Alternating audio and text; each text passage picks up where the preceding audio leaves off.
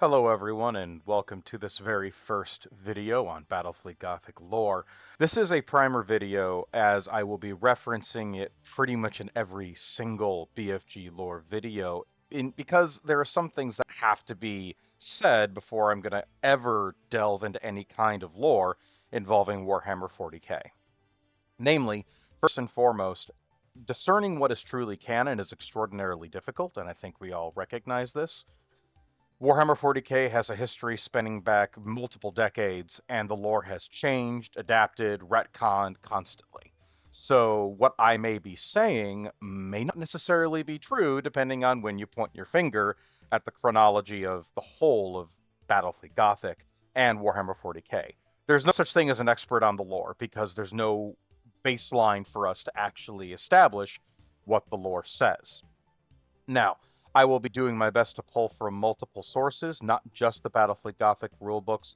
I'm going to desperately try to avoid just reading what comes off of Lexicanum, but I will also try to cite my sources as best I can as well. Now, there is the inevitable situation where I may just be talking out of my ass, but then again, that's exactly what everyone else does when they talk about a lore video anyway. I'm going to be going over concepts like segmentum battle fleets, sector battle fleets, and what I think everyone really wants is the individual ship classes and their histories. Now, I don't really have an order set up. This sort of video has been requested of me for quite some time, so I am going to basically test the waters and do the obvious, at least for in the beginning.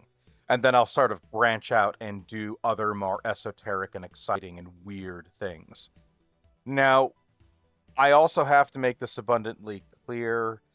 Uh, the way that I interpret these things is almost certainly going to be interpreted differently by literally everyone else. I am not making any statements about the ships that could be viewed as concrete. And I want to make that abundantly clear. I have to say it again. I'm sorry. I'm not an expert.